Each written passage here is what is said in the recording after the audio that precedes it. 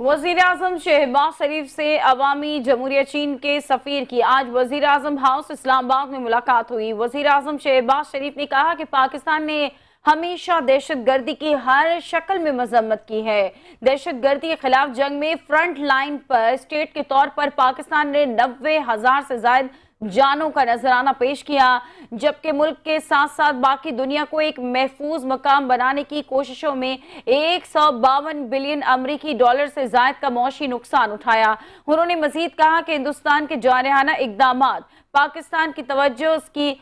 ISKP, TTP और BLA के खिलाफ जारी इंसानी दहशतगर्दी की कोशिशों से हटा सकते हैं, जो अफगानिस्तान के अंदर से काम कर रहे थे। चीनी सफीर ने पाकिस्तान के नुक्ते नजर और हकायक पर तफसीली तौर पर रोशनी डालने पर वजीर आजम का शुक्रिया अदा किया और इस बात पर जोर दिया कि चीन जनूबी एशिया में अमन और इस्तेहकाम के हवाले से पाकिस्तान और चीन के मुश्तरका ख्वाहिश के हुसूल के लिए हमेशा पाकिस्तान की हिमायत करेगा।